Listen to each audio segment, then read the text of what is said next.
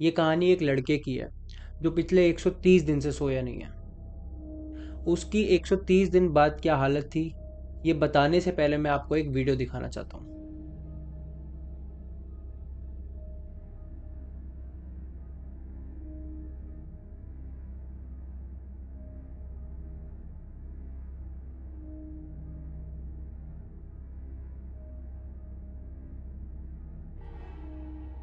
इस वीडियो में आपने जो लड़का देखा है, उसका नाम माइकल था और ये उसके मरने से एक हफ्ते पहले की वीडियो थी। माइकल की हालत के पीछे क्या रीज़न था और क्यों वो पिछले 130 दिन से सो नहीं पाया, आइए जानते हैं इस वीडियो में। Hello everyone, my name is Ashnuwa. So time को बिल्कुल भी वेस्ट ना करते हुए सीधा स्टार्ट करते हैं आज की वीडियो के साथ। तो बिल्कुल शुरुआत से शुरू करते हैं। माइकल का जन्म शिकागो में हुआ था और हर आम इंसान की तरह उसने भी अपनी लाइफ में सारी बेसिक चीज़ें करी थी।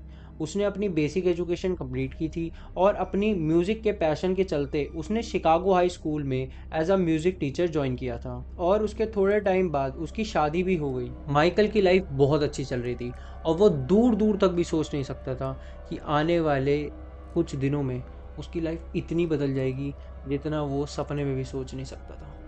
एक शाम वो अपनी म्यूज़िक टीचर की जॉब से घर लौटा। उसने अपनी फैमिली के साथ टाइम स्पेंड किया और डिनर वगैरह करने के बाद वो सोने चला गया। यूजुअली लेटने के 20 से 30 मिनट के अंदर उसको नींद आ जाती थी, पर आज ऐसा नहीं हुआ। लेटे लेटे 2 घंटे निकल गए, पर नींद का नामो निशान नहीं था।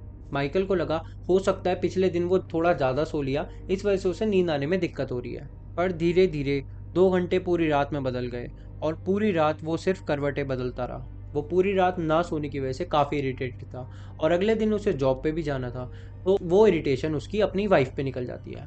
उसने बोला कि उसकी वाइफ के खर्राटों के चलते वो पूरी रात सो नहीं पाया और उसने अपनी वाइफ को सुनाना शुरू कर दिया।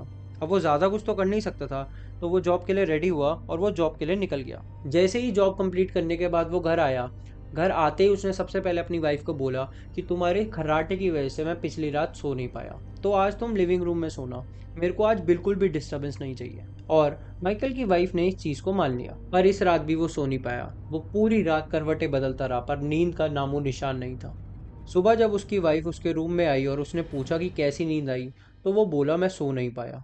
ये सुनकर उसकी वाइफ हैरान हो गई, पर अब वो बेचारा कर भी क्या सकता था। सुबह हो चुकी थी और उसे जॉब के लिए निकलना था, तो वो बिना सोए जॉब के लिए रेडी होता है और जॉब के लिए निकलता है। पूरे दिन की जॉब कंप्लीट करने के बाद जब वो घर आता है, इस रात भी वो फिर से नहीं सो पाता।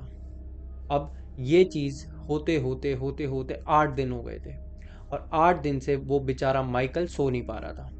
ऐसी हालत हो गई थी कि माइकल भूल ही गया हो कि सोना कैसे है। अब माइकल और उसकी वाइफ ने डॉक्टर को कंसल्ट करना सही समझा, बट पहली बार डॉक्टर के पास कोई भी सॉल्यूशन नहीं था। वो खुद शॉक में थे कि ऐसा कैसे हो सकता है। आप लोग खुद सोच के देखो, एक दिन ना सोने की वजह से हम कितना इरिटेटेड फील करते हैं और माइकल को एक हफ्ते से ज़्यादा हो चुका था। Anyways, back to the story. Doctor ने माइकल के काफ़ी सारे टेस्ट कराए, पर डॉक्टर तब भी समझ नहीं पा रहा था कि माइकल के साथ क्या प्रॉब्लम है। डॉक्टर ने तो स्लीपिंग पिल्स भी देकर देख लिए थे, पर तब भी कोई रिस्पॉन्स नहीं था।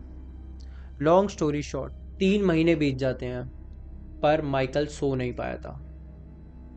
अब मैं आपको एक वीडियो दिखाने वाला हूँ जहाँ पे माइकल स्टेज पे परफॉर्म कर रहा है अपनी टीम के साथ, या मैं बोलूँ अपने स्टूडेंट्स के साथ, और वो एक कॉन्सर्ट कंडक्ट कर रहा है। आप ये वीडियो देखिए।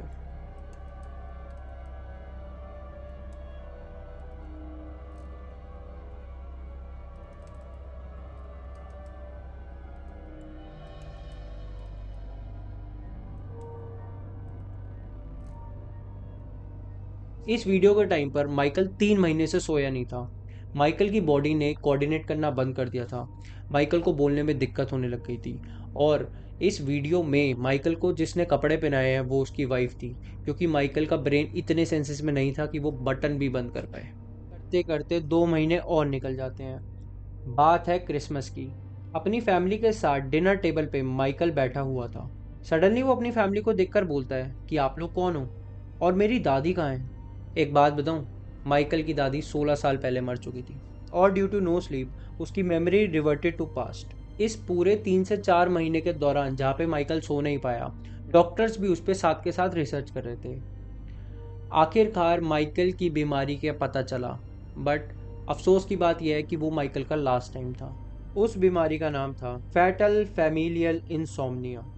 ये एक काफ़ी रेयर टाइप ऑफ डिजीज़ है जिसमें आदमी सोना भूल जाता है, और ये वर्ल्ड में अभी तक सिर्फ 40 लोगों को हुई है, और काफ़ी केसेस में तो ये generation to generation pass on भी हुई है। और सबसे वियर्ड चीज़ पता है इस बीमारी की क्या है? अगर कोई बंदा इस बीमारी से जूझता है तो वो कभी सही नहीं हो सकता। ये बोलने के पीछे ये रीज़न है बिकॉज आज की डेट तक हमारे पास इस बीमारी का कोई भी क्योर नहीं है। फाइनली 4 से 5 महीने बाद माइकल सो पाया, बट उसको मौत के ज़रिए सोना मिला। देखिए, मैंने आपको बताया कि ये बीमारी जनरेशन टू जनरेशन भी पास ऑन हो जाती है, तो एक केस मैं उसका बता देता हूँ। तो ये स्टोरी है 53 साल के अंकल की, जिनका नाम था सिल्वेनो। उनकी अभी तक की ज़िंदगी बहुत अच्छी चल रही थी। सिल्वेनो का सिर्फ एक ही शौक था, उसको अच्छे कपड़े पहनना था और पार्टी करना था।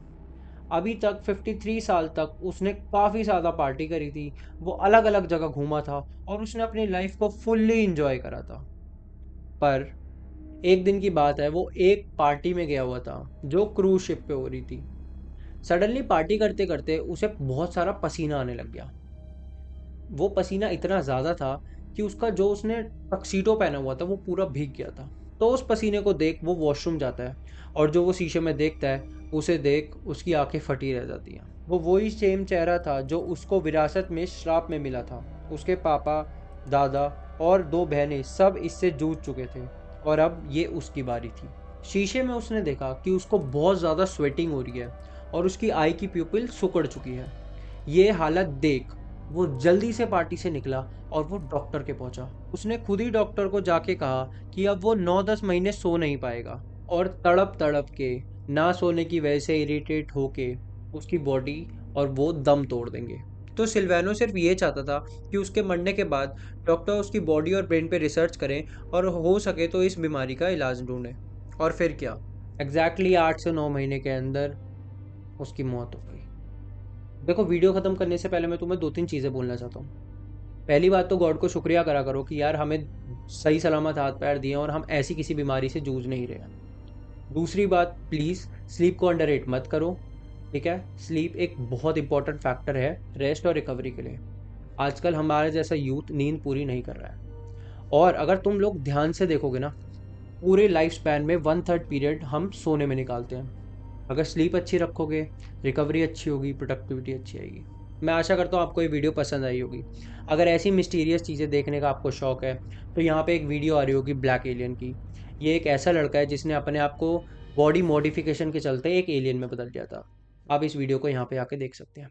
Thank you so much for watching this video. Till then, thank you, good bye.